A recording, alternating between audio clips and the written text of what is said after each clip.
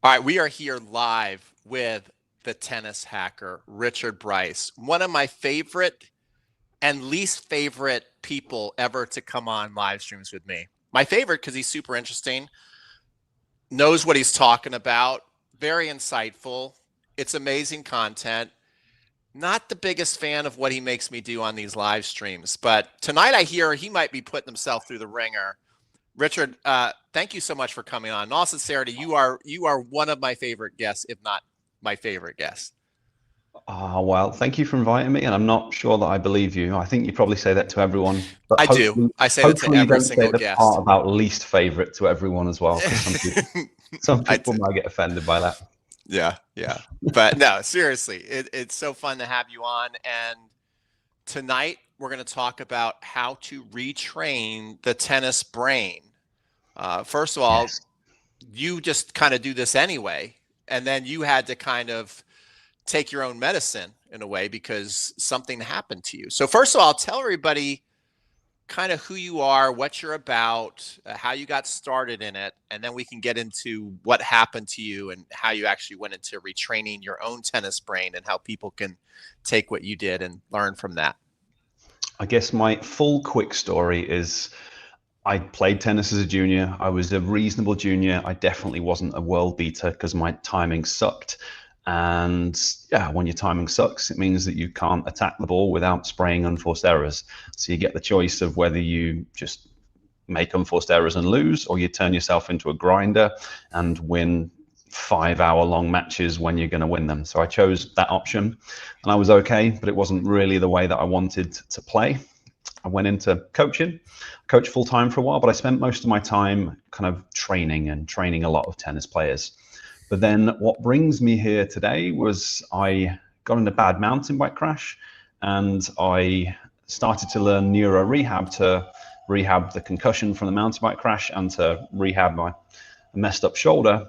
And then while not playing tennis for 6 months, because I was rehabbing a separated collarbone, I somehow got drastically better at tennis at the age of 35.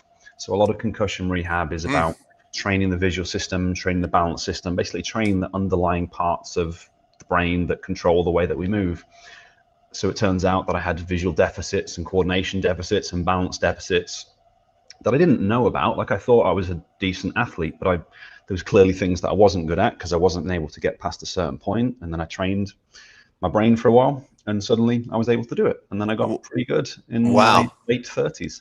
So that's very interesting. Now, as far as retraining your brain, was there a certain doctor you saw that just like sold you? You're like, oh my God, I've never seen this stuff, and now I'm in. Or you read something like, how did you decide to go all in on this? Yeah, I learned from a guy called Dr. Eric Cobb. He's got an education company called Z Health.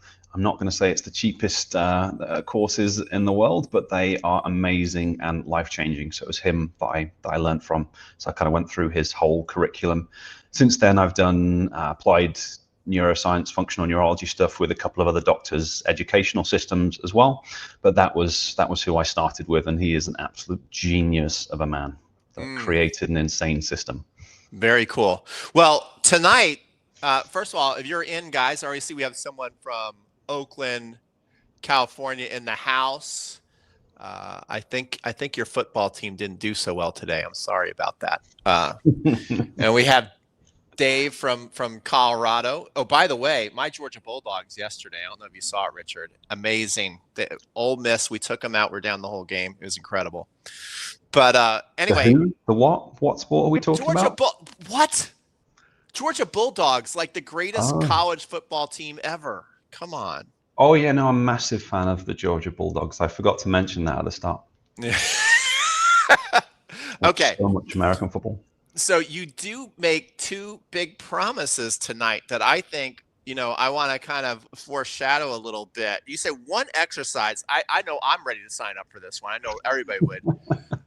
The one exercise that help you get rid of lifetime anxiety during matches And anxiety in life as well. Yeah. and anxiety in life. Okay. And then two is how to instantly upgrade my left-handed coordination. So without giving too much away, how I mean, can you do that without giving too much away? I mean, how do you get rid of anxiety when you had a lifetime of anxiety on a tennis court, which I think almost every tennis player does?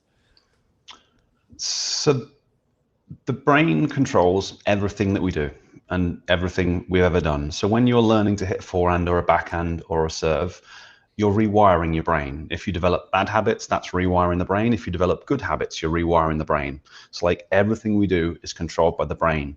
But when you understand what each part of the brain does and kind of how to train to get the brain to be more likely to adapt and kind of how to target each part of the brain, you can then be very specific with what you do in terms of your training. So if you look at the research on anxiety, there are certain parts of the brain that are going to be implicated.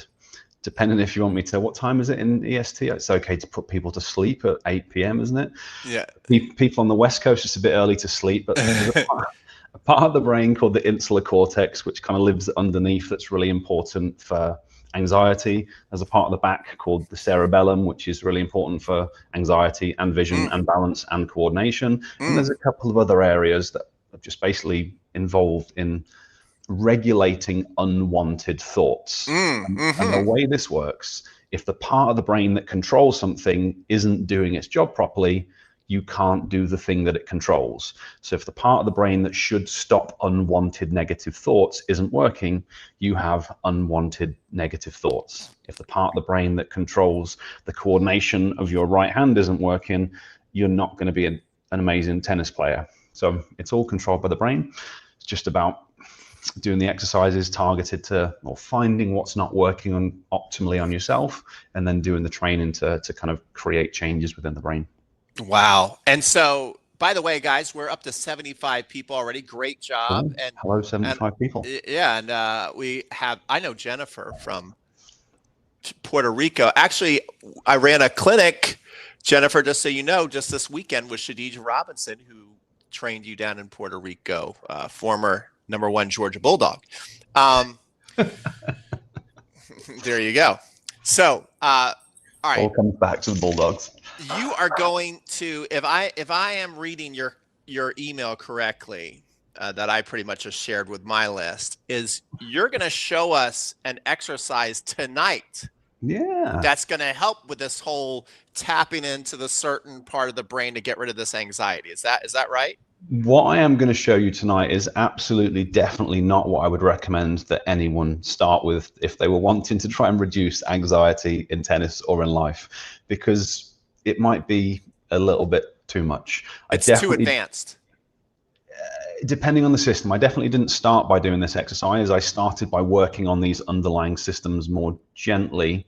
And then as they became a little healthier, that's when I kind of found this exercise. And I'll explain how I found it. But I wasn't trying to get rid of my anxiety at the time. I was trying to learn to play tennis left-handed. Okay. And be able to track the ball. And then I discovered something. I was like, oh, okay, let's see what this does. Okay, awesome. All right, well, let's get into, because we're at 8:09, let's get into how you had to now all of a sudden go left-handed. It seems like you have a lot of physical tragedies for somebody who looks, so like strong and sturdy. You have a lot of physical tragedies in your life. So what happened? Why did you have to switch from righty to lefty? By the way, guys, I just got to give you a shout out.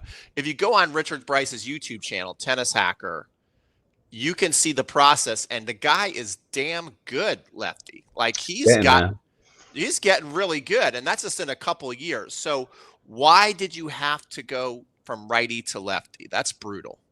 Ever since I had this mountain bike crash, my shoulder, it's not quite attached properly. So it kept on just basically dislocating and separating. And then finally during COVID, it just went, I'm starting to be able to use it again now. It's been 4 or 5 years. So I actually do hit a few balls right-handed now as well. But I just got to the point where it's dislocating the whole time. And I would play tennis for a week and then I'd be out for 2 months. And that's pretty soul destroying when you love tennis and it's your work. So I was like, right, I got to learn to play left-handed. So I started. So that maybe is that tip number one. You have to have like a pretty heavy incentive to stay committed to something. Like you're like, you just made up your mind. I got to do this. Yeah, well, honestly, I'm I'm so impressed with people that start playing a sport later in their life, especially if people didn't play sports when they were younger. So you Mm-hmm. pick up a sport like tennis, which is not that easy to do, and Mm-hmm. you see people out there on the wall just grinding away. It's very impressive when people Yeah. do that. And me relearning with my left-handed has given me a newfound appreciation for just how hard it is and how diligent people, that start later and really put the work in are. Mm-hmm. Mm-hmm. Yeah, absolutely. So you start out with a process of learning how to play left-handed. So what are some of the first things that you think is important to changing a habit?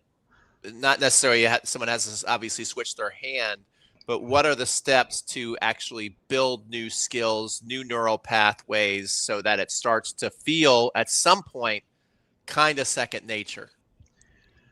Yeah, and I think this is such an important thing for people generally improving, is that in order for us to develop a new habit, in order for us to rewire the brain or to get the body to change in any way, we have to give it a reason. Like if you want to get stronger and you go and lift 5 pound dumbbells a few times, you will get a tiny little bit stronger. But if you just stop at that, nothing's going to change. Or if you only do it for 2 weeks, it's not going to change, because that's not the way the body works. You have to give the body a reason to go through the energy expense of changing. And you have to give the brain a reason to go through the energy expense of rewiring itself and making the proteins and making the stuff that it needs to. And that means doing things with repetition and focusing on them. So one repetition, doing enough reps so that things have a chance to rewire. The focus is huge as well. So if you go, right, I'm going to improve my forehand, I'm going to work on the split step and the unit turn and the position of my elbow and the racket jack loud and the contact and the follow through and this, that's like 10 different things. So which one of those things does your brain need to focus on? It doesn't know which to focus on, so the Mm-hmm. resources don't go to laying down any wiring because it's just too much stuff. Yes. Instead, you've got to be disciplined and focus on stuff. And literally for my first few years, all I focused on was preparation and unit turn. Obviously, I tried to hit the ball when it came and I tried to make good, clean contact. Of course, I wanted to do those things, but I couldn't, you can't worry about how you're creating the racket lag if you're not doing a good unit turn, you're not getting your body loaded in the right position first, or if you're too close to the ball, which was a major issue for me, because coming from a right-handed forehand with a one-handed backhand, the spacing requirement on a one-handed backhand to now left-handed, it's like 2-3 feet further away. Mm-hmm. So I just had to focus on that stuff over and over and over again, starting basic. And then you get to the point where it's easy on a ball machine, and then you play against a real human and they don't hit it where you want it, and and you just have to go through that process of being frustrated. But even though it's frustrating, you just have to keep focusing on the thing until it's done. Because when it's properly done, and now for me it's properly done, you can then move on to the next thing. And then that's how you really gradually improve stuff over time. But it's the discipline to do that. I like how you said, the unit turn first, because what I like to tell my students, especially when they come visit me in Atlanta, is, you got to make your preparation perfect, efficient, and quick. Like pretend like you're in the old Wild West and it's a gunslinger competition. Like if you fumble a little bit, trying to get the gun, it's over. And tennis is like that, since it's such a fast sport, back Yeah, and forth. If there's any inefficiencies or delay in your first move, it's hard to make, I would say almost impossible to make the rest of the stuff look good. Would you say definitely. that's correct? I mean, for sure, theoretically, I would say that's absolutely correct. But then going through it again left-handed, it is definitely correct, because that was the big problem. They hit it, and it's just there was just a lag. I just hadn't done that enough, and I just couldn't do it quickly enough. So then when anyone hits it with pace, you're just out of position, and the timing is never going to work if you're late to prepare. Mm-hmm. Mm-hmm. All right. Before we go on to the next thing, I don't want to ignore this question, because this Cool. sounds like it's a member. So Tennis Con, there's two ways, just so you guys. So the question is, Tennis Con emails have any dates? They say it's day 1, day 2. It's basically, we have 9 days. It officially starts October 27th right now. So we're kind of promoting to get your free ticket. Actually, this week we'll have preview videos coming out that are pretty good. You can play the game this year at Tennis Con. What does that mean? That means when you watch a video, if you're a member, you have to be a member because it connects to a membership software. And when you watch a video, I'll come on and I plant Easter eggs in there, and I'll say, okay, now it's video minute number 5. Now it's time to score your point. You click that, you can score your point. You get on the leaderboard. Right now, we actually have a 25-way tie for first place, which is pretty amazing on the leaderboard. So I have 4 videos up there already for the people who sign up early. So you can basically get a head start on other people, and you have something fun to do. In fact, I'll be releasing 3 more videos this week before the official start. Now, if you don't want to play the game and you want limited access, you get 48 hours free access to each day so you can see everything. But in my personal opinion, it's like, why not just upgrade for less than the price of one tennis lesson? I give you the free access as kind of like, you know, when you go to the mall and you get like a free taste of something. Isn't this good? Wouldn't you like more? So that's why you get the free 48-hour access. So hopefully that answered your questions and maybe other people's questions out there. Okay, so we have the unit turned down. Tell me what you did to perfect it. Did you look in front of a mirror? Are you videoing yourself? Or is it all the above? Is there several exercises you did? Terrifying things, mirrors. I never want to look at those. No, I did a lot of footwork. Like, a unit turn is great, but those nasty opponents, they don't just hit the ball straight to you. So I practiced a lot of footwork patterns. And back when I used to play right-handed, I did that as well. And when you watch pro players, they all do it, because tennis movement is weird. And for me to learn to do that in the opposite direction, completely foreign to what I'd done for the previous 30 years, it was lots of repetitions. So no ball there, just practice. Can I move out to a wide ball? Can I move to a short ball? Can I move back? Because that comes along with it. I find that with a lot of people as well. They're okay if someone feeds them a nice short ball, but then as soon as they have to move, then they don't actually do the unit turn that they do while they're practicing in front of the mirror. So it's the same thing. Get enough repetitions of the footwork without the ball there. Basically habitualize those movement patterns so your brain stores them in a different place, and then the ball comes, and then it just happens automatically.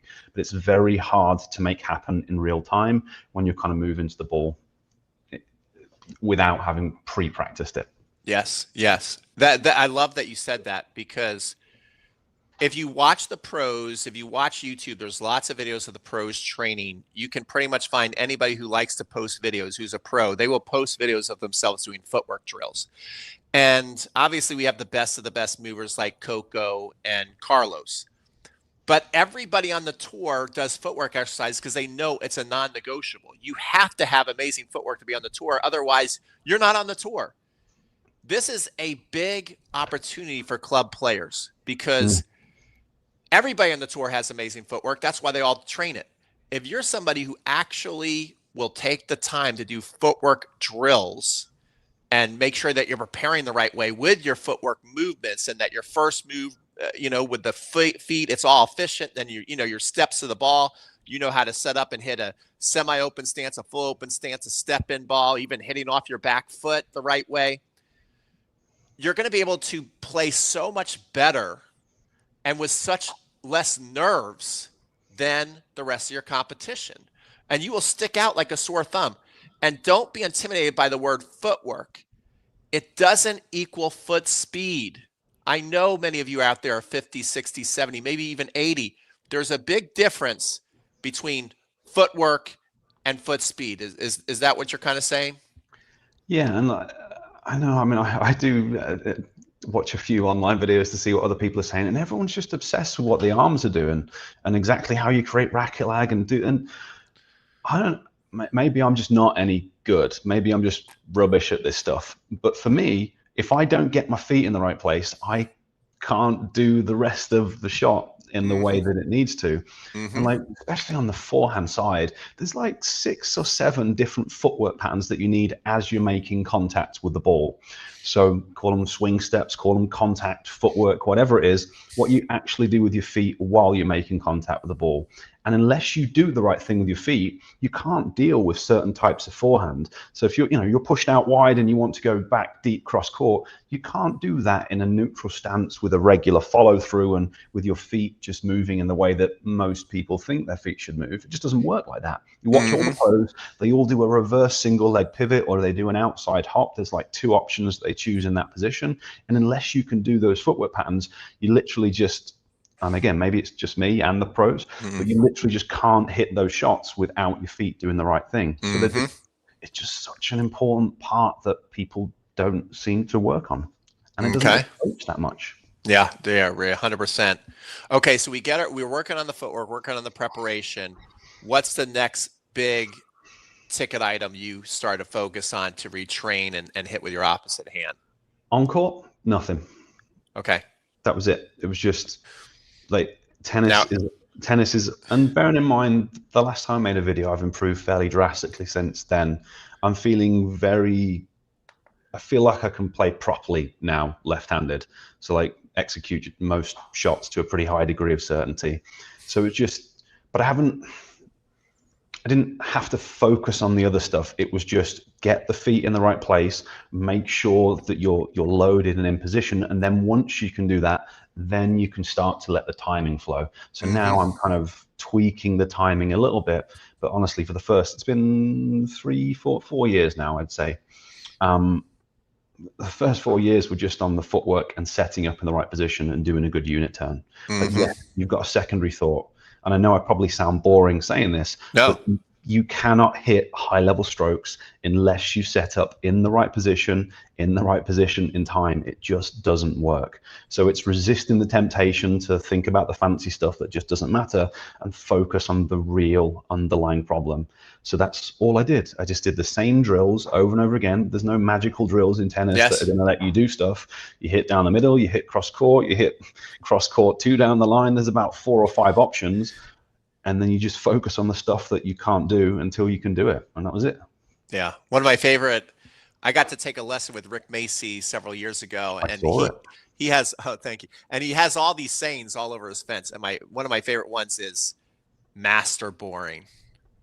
And maybe number 2 is persistence is undefeated. I love those because that's it. I mean, that's tennis. If you can master boring and be persistent, good things are eventually going to happen on the tennis court. So, so we got our footwork. That's really what you're focused on the court. Now you are we now talking into retraining the brain? Is that the next thing you kind of started to get into? That's ongoing. So they're side by side. So the way I look at it, there's 2 things that you have to do to get good at tennis. You have to practice properly. So you do on court, and that's just what I've explained. But then you also have to improve on your physical ability so that your body's capable of doing the stuff that you're trying to do. So most people out there are trying to learn techniques that they don't have the relevant skill to be able to use. Like it sounds horrible, but it's just the reality of the situation. We can't all be the number 1 in the world. It's not the way it works. There is a skill component to tennis, and unless you possess the relevant skill, the relevant movement, you're never going to have the ATP forehand or backhand or be able to do the perfect racket drop, because it just doesn't work that way. It's crazy to think that it works that way. So in addition to practicing in a very structured way, I just continually work on my body to try and make stuff work better. And I've done that my entire life. I spent a lot of time and money in education learning about different training systems. But once you learn the applied neurology piece, it changes everything, because that's the control center. So it lets you improve stuff that you couldn't improve before. So since playing left-handed, I haven't had to do any work to improve my vision, because I sorted that out before I started playing left-handed. Right. My balance, still done work on, but I've had to do a lot of work on my left-sided coordination, because I foolishly neglected my left-sided coordination when I was still playing right-handed.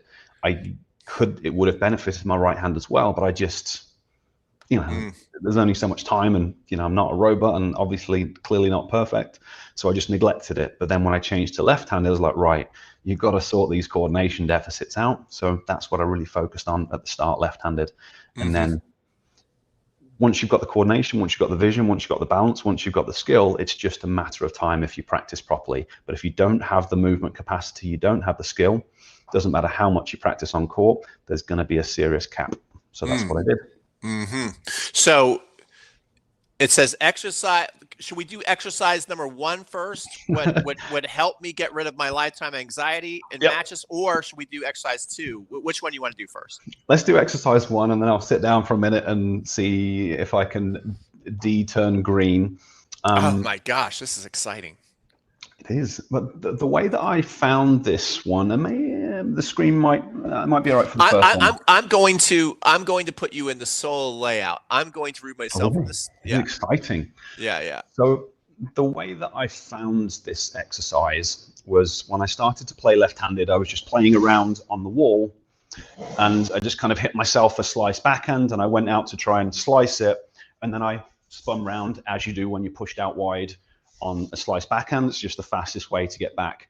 And as I spun round, I felt sick. I felt like I was going to vomit. So the reason that that can happen is because the balance system that lives in the inner ear is responsible for detecting movement of your head and detecting movement relative to gravity. So when you twist and turn your head, it really activates the balance system. You might have tried it yourself playing games as a kid where you put your head down and you spin round until you fall over. It's like that kind of thing, but as an adult. So for me, the way I approached it was, okay, if I'm spinning around and I do that move and I'm feeling sick, this isn't going to work for left-handed tennis because I'm going to have to do it. So I need to teach my brain to be able to respond to that. So the plan wasn't to get rid of any anxiety. The plan was to just get better at tracking the ball left-handed. But what I did was kind of came up with an exercise that looks a little bit like this. And again, maybe don't try this directly at home. It's much better to start by looking at things and turning your head. But what I did was I would spin to the left, I would look at my thumb, and then I would turn around and I would do a split step. And I would just do this over and over again. And I would look at something on the wall.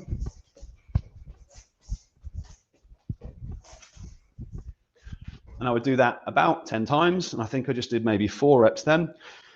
And I can feel my head spinning a little bit. So I would do it more than that. I would do it about 10 times until I felt pretty darn nauseous. And then I'd wait a couple of hours and then I would do it again and I would do it again and I would do it again. And after about 2 weeks, I just noticed that I wasn't anxious. I just wasn't worrying about stuff in the same way that I had before.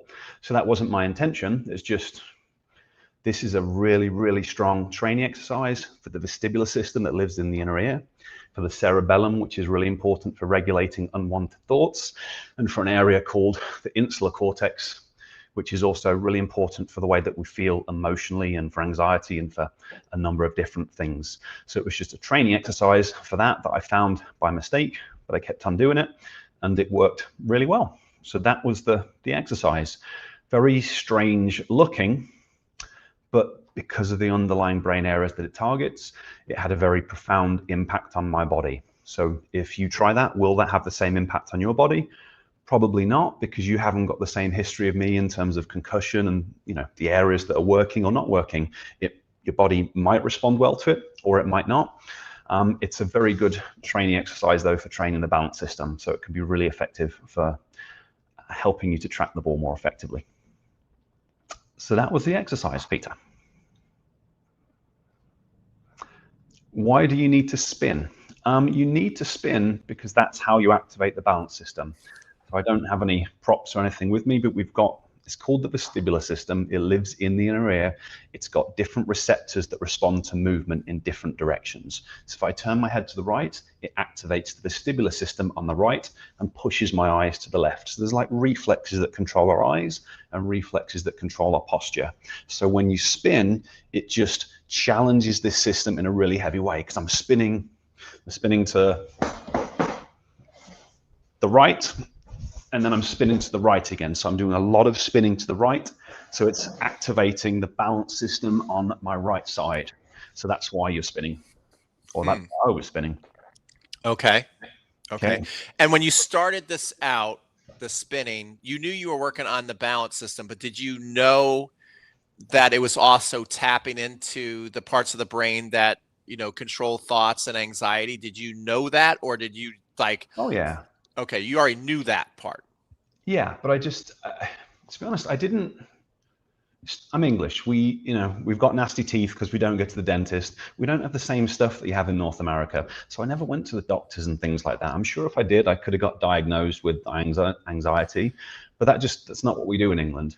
But what I can tell you from my own life experience is I was a basket case on the tennis court. I was constantly worried that I was losing. I was embarrassed about what my friends were going to say. I get broken at 2-2 in the first set and I'm making excuses because my friends are going to be mean to me, just making stuff up in my head. So I was a basket case in tennis, but I also had a lot of anxious thoughts in life that I didn't know were anxiety. I only realized that was anxiety when I stopped having them. Like, oh, I don't worry about everything that hasn't happened yet all the time. That's what people go, all right, I get it now. So that's kind of how it came about. So I conceptually understood the science behind it, but I didn't realize I had that problem in my body because I've been that way since I was a little kid. So it's just how I was. So the next time I go to the DMV, if I end up spinning around and get taken to jail, are you going to come bail me out and explain what I was doing?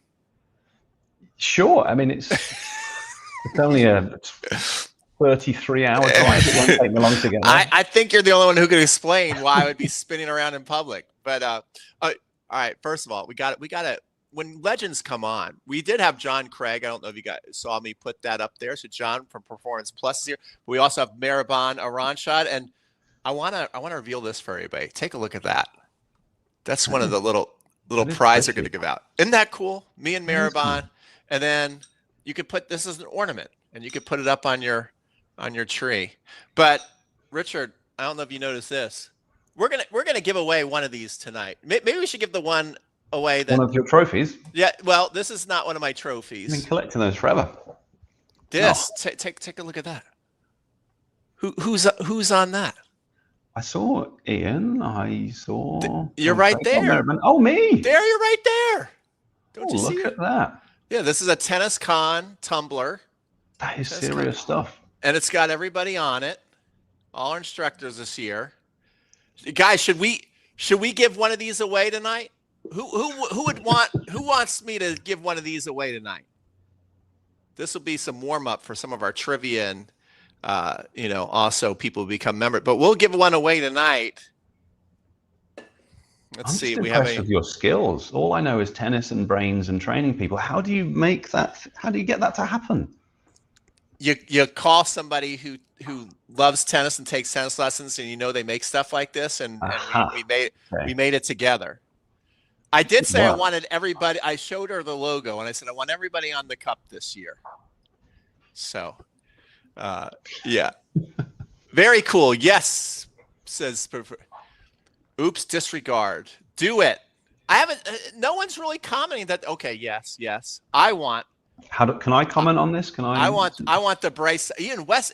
Man, we got a lot of legends on tonight. Ian Westerman, who gave a great backhand volley demonstration at this year's tennis. Look at that. Ian, do you approve? I'm doing your squeeze the shoulder exercise.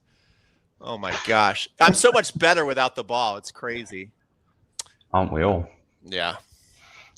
My win-to-loss ratio was so much better when I wasn't playing tournaments because I was learning to play left-handed. It was amazing. Now, I've much in years.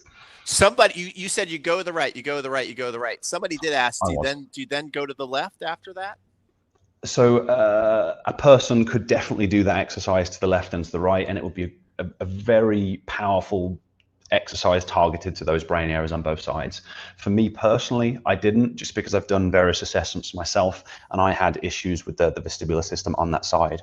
So if you've already got an imbalance in your body or in your brain, and you do things evenly, your brain is going to make both sides stronger, and it's probably going to make the strong side even stronger because that's the one that it already uses. So you end up with the same imbalance or a worse imbalance. For me, I was trying to correct an imbalance, so I just focused on one side.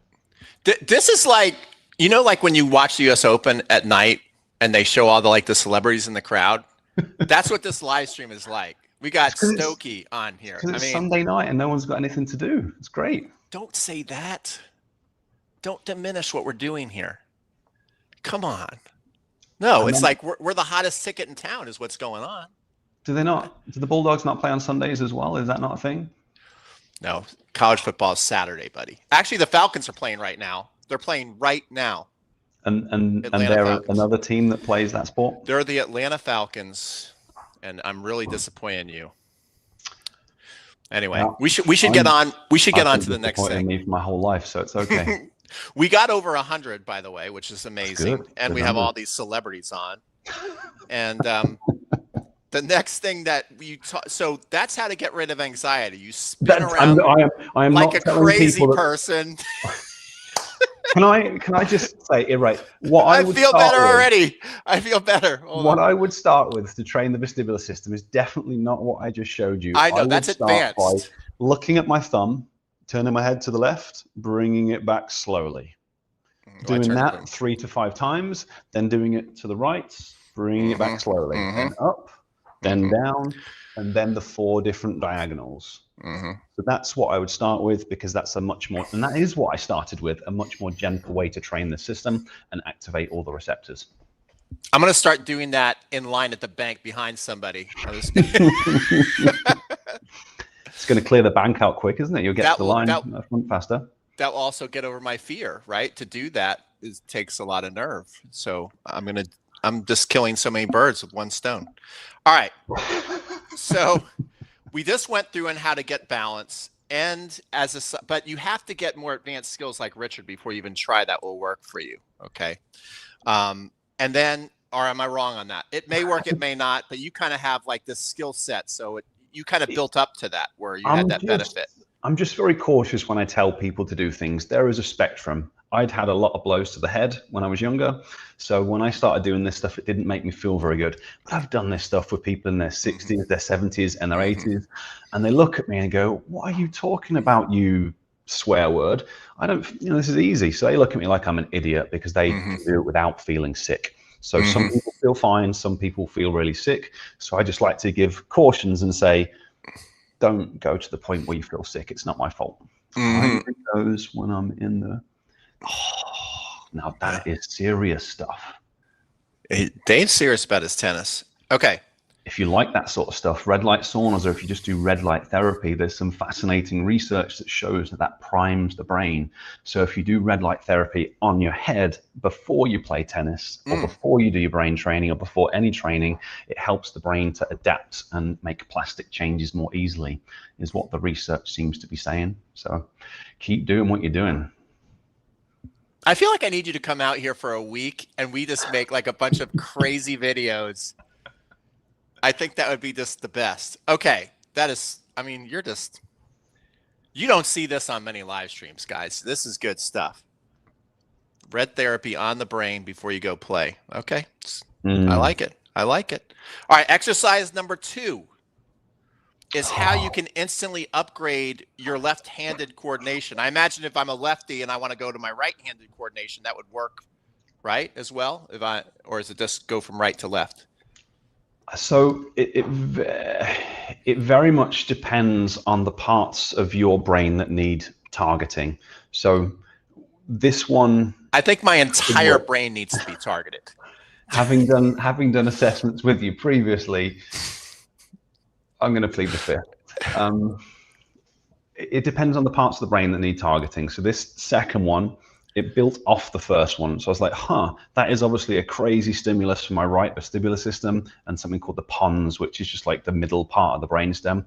That's just really important for the accuracy pathway of the way that we create movements as well. So if I'm moving my left hand or my left hip or my left leg, that gets created by the front part of the brain, the movement sensor on the right side, and it gets sent to the left side to tell it what to do, and it gets coordinated by something called the cerebellum. But when I send that signal from here to here, a message goes through the middle of the brainstem about the accuracy of that movement, and then the cerebellum basically checks that message and saying, is this coordination what we wanted? Are we doing what we planned to do?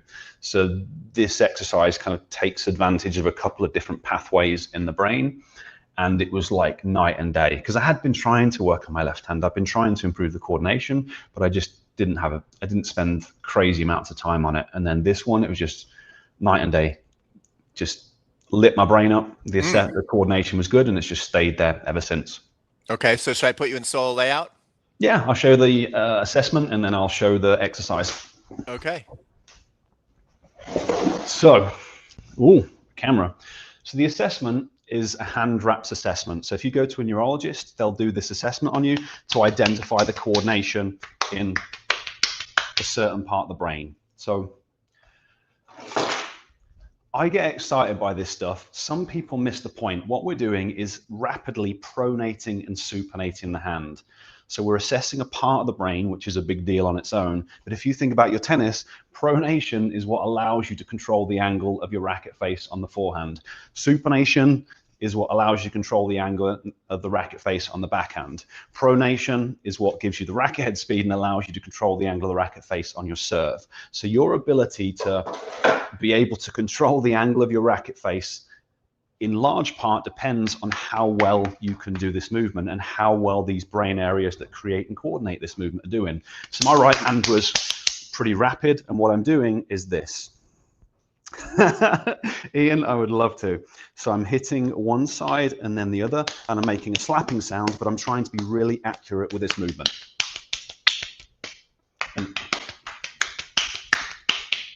So we're measuring how accurate is the movement, how fast is the movement.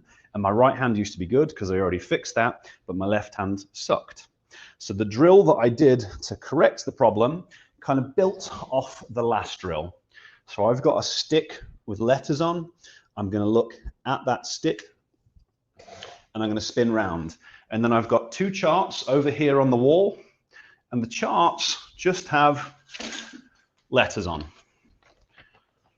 So they have letters on like that.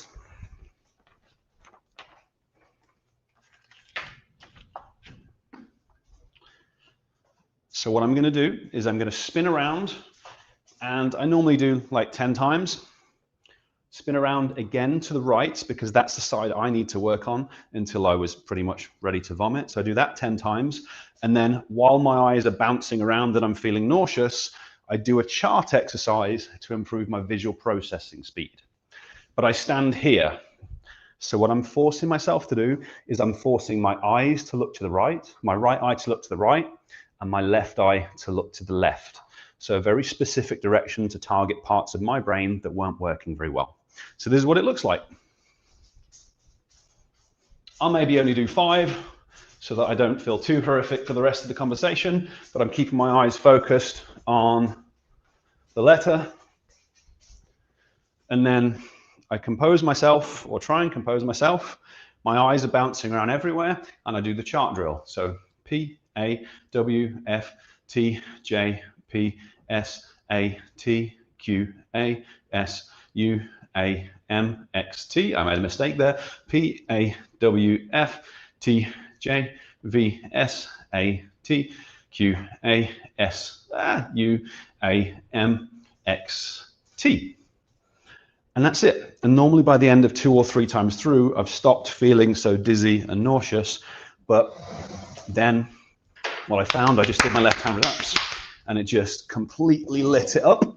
So that exercise basically just changed my left-sided coordination from the very first time that I did it. And I don't think I'd have got to where I've got to with my left-handed tennis if I hadn't found the exercise, because now it functions like my right hand. I don't even think I could pass a basic eye test at this point. Yvonne's always telling me I need to get glasses, and I know I do, and I refuse. But so that was impressive. You're spinning around. Thank God you're doing all this stuff this year. If I had to do that, I would have crashed into that right there and broken everything. I've got space. I have made space. Ian wants me to do this, which I am awful at. Ian, you come on and do this. I want to do a live stream with Ian and make him do all this stuff. I want to see how he does. Probably better than me. Ian has the skills to make a live stream happen. I would love to do it, but what system is this that lets you put the messages up on the screen? It's magical. Oh, this is StreamYard. It's amazing. You can do so much stuff. Yeah. Yeah. Well, Ian is way more tech than me. Have you seen his studio? Is like, it's amazing. Okay. That was really, really cool. Any questions from you guys tonight? My head is spinning after watching that. I think that it was so fun. Is there anything to wrap up this talk? I would like to give away a tumbler and maybe have like a little trivia So when we game. get everyone to just spin round as many times as they can, and the last person to fall over gets the tumbler. Yeah, there you go. It doesn't seem like a lawsuit waiting to happen. We'll be fine. No. Guys, if you're watching this and you don't have your TennisCon 9 free ticket yet, go to tenniscon9.com. We'll be sending out preview videos on Tuesday. We got some really cool preview videos coming up this week. Let's see. Ooh. This sounds exciting. Oh yeah, I got it. So someone said, I have no words. Richard, you are a gem. I mean, this is great. Not Okay. what my wife says, but thank you. Oh, by the way, guys, Richard just got married. I did. Congratulate him. Thank you. Congratulate him. I congratulate you, my friend. Okay, so first of all, whoever gets this question right, the lighting's not good. I want you guys to really see it. Ian's on here. Ian, you're right there. Can you see Ian? And Stokey's on here. For Ian's at the top in the middle. There's Stokey. There you are, Stokey, if you're still on watching. He looks very young in that foot. I shouldn't say that. Ooh. Stokey, though, he's a cool looking guy. He's cool. Stokey's cool. He's got amazing explanations and metaphors and analogies. Yeah. Okay. All right. Let's focus here. If you win this, I will ship it out to you for free unless the winner is in like New Zealand or Antarctica or something. Then you're gonna have to pay for shipping. Okay. I'm not gonna pay $100 to send you this tumbler. So hopefully an American wins. I hate to say that, but I know we have some people from Argentina and everything like that. No, if you win, you win. But yeah, if you're very, very far, you might have to pay for shipping. Otherwise, fair game for everybody. Okay. All right. Here's the question. First, and Richard, you help me figure out who's the first one to answer this, because the answers can come in really fast. Where am I looking? What am I doing? Do you see the comments on the side? But I have no. You should have them. Yeah, you should have them. Jeez, you don't know anything. You didn't tell me at the start. See, I can't do this, but I can do all this stuff. Anyway, all right, here's the question, guys. I'll look really closely. I'll be watching. All you need to do is spell the last name correctly. What female just won in Osaka this weekend? What female tennis player won the tournament in Osaka this weekend, her first WTA title? Let's see. You're playing for this, by the way, the TennisCon 9 tumbler. We will be giving more out. Okay. KLC6, Leylah Fernandez just won. That's right. Someone answered. Look at Maribon's answer. What kind of clown answer is Maribon giving here? Billie Jean King. Come on. No, it was right here. Here's the winning answer. Let's show the winning answer. Fernandez. That's her first title. Yeah, that's her first. Wait, no, that's not the winning answer. It's this. She was the winning. That's the first one. KLC6RU. You were the first one to come across my feed. So what I want you to do is email me at crunchtimecoaching@gmail.com.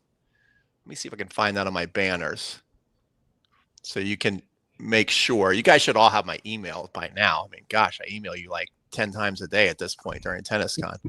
But email me at crunchtimecoaching@gmail.com. Let me know your full name and your address, and I will get this out in the mail to you this week. We will be giving more of these away and some of our ornaments with me and Maribon. Also got the TennisCon 9 tennis towel. We'll give away some of those as we get rolling here.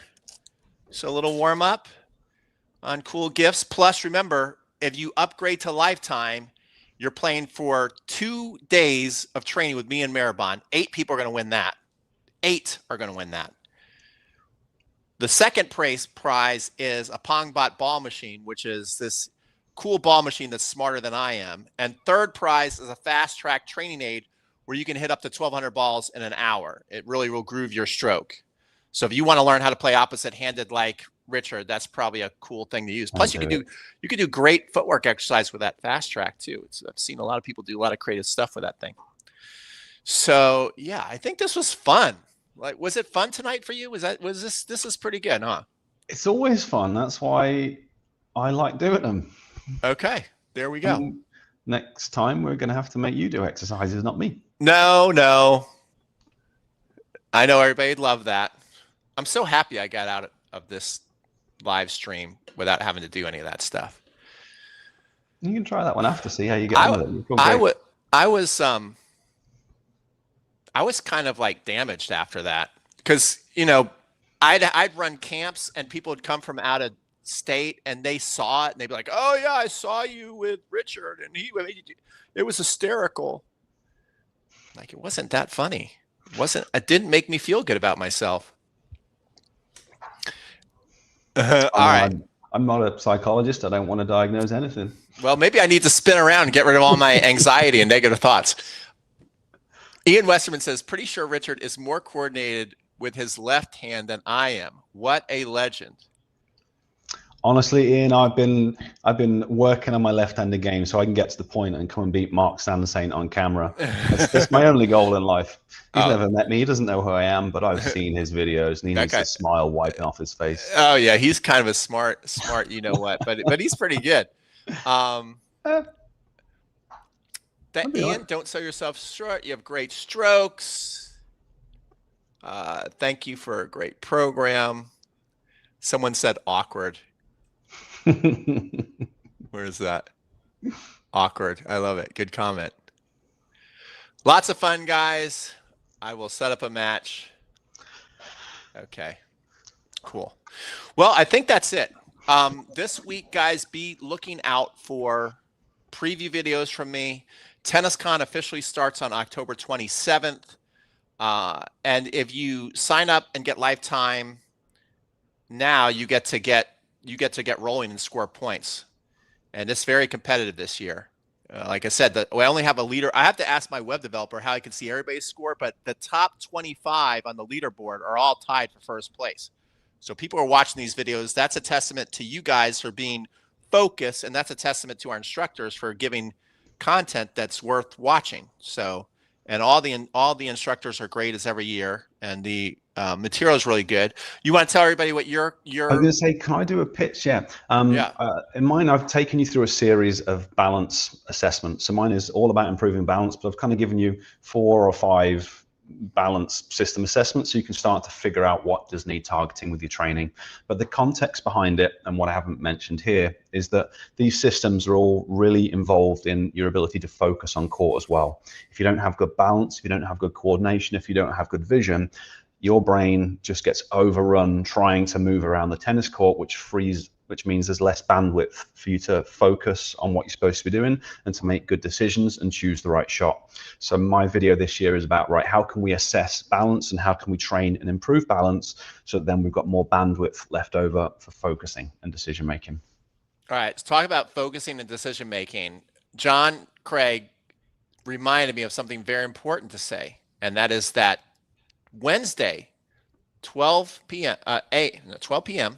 lunchtime, East Coast time, we're going to do a live stream with John Craig, and he's going to go through the top 10 lessons, the most 10 valuable lessons out of 30 plus years of coaching that he can pass on to you. So you want to have lunch with us on Wednesday. And actually Tuesday, I'm going to do a live stream with Devore from Tennis House, and we're going to go over Emilio Sanchez's 360 training system. So we also have a couple live streams this week.